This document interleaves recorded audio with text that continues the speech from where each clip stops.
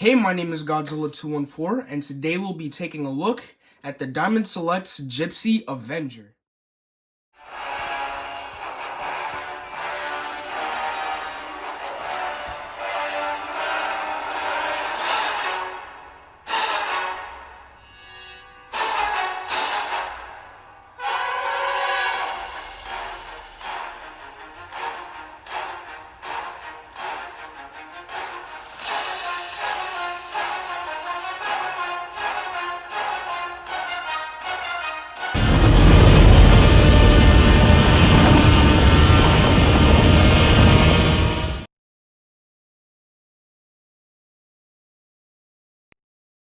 This Sager emerged from the movie called Pacific Rim Uprising, which a lot of people hated. To be honest, I think the movie was pretty good.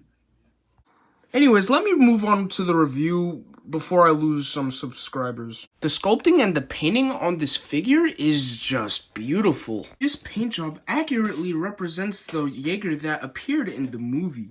The dry brushing on this figure shows that this guy has been in a couple of fights. Plus, the detailing on this thing is just... it's amazing. Plus, this thing passes the shake test with flying colors, And to my knowledge, there is no die-cast metal on this thing. This guy also passes the needle test with an A+. This guy mostly consists of ball joints, hinges, and swivels, allowing him to get a good range of posability. But before we get into all of that, I'd like to talk about his accessories. To tear his arms off. Plus, don't be so scared to tear his arms off because you're gonna need a lot of force to pull him off. So, now all you have to do is plug his accessory arms in. So be careful plugging this in because this chainsword is very sharp. I should probably stop doing this. All you have to do is do the same for the other arm. And here we have his battle mode. Don't get me wrong, this mode is great. Just kind of wished it came with a, effect that could be compatible with the plasma cannon. Like, somewhat along the lines of this. This may also be another nitpick, but I think the blade should have had should have been a translucent orange.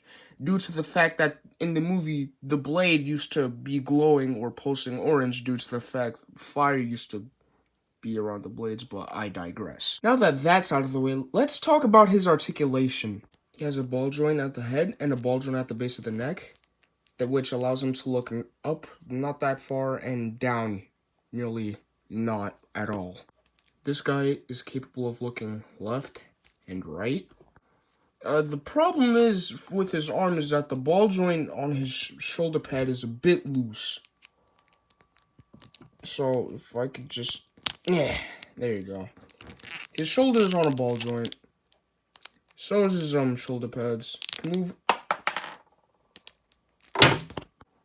He has a bend at the elbow and a swivel at the wrist. And a hinge joint. That is just... nasty. This guy has a ball joint at the chest, which allows him to have an arcing back and a crunch. It would have helped if he had some segments in his stomach area, which would help increase that crunch and arcing back more. His leg can move up that far, which is on a soft ratchet. You can see that, right? He can do the splits, which is really good. This guy has a squeaky swivel at the thigh, which is really nice. A double bend at the knee, and another squeaky swivel at the ankle, and decent pivot, which could have been better, I guess, if it was possible to just extend the ankle and just did that, but when you have a giant robot fighting giant monsters, you expect the thing to be tall, right? Well, yeah. This thing is pretty tall. It literally towers over all my other Godzilla figures. Here we have 6295, the Bandai Creations Godzilla 2000, G14, SH Monster Arts Shin Godzilla, the floppy figure Saber Athena, the brick known as Bracer Phoenix, and my previous review, the NECA 2019 Godzilla. I highly recommend this figure if you're a Pacific Rim fan or a fan of giant robots or monsters. The thing is that it could have been better. The ankle pivot was a bit too shallow in my opinion, but it's still a good figure.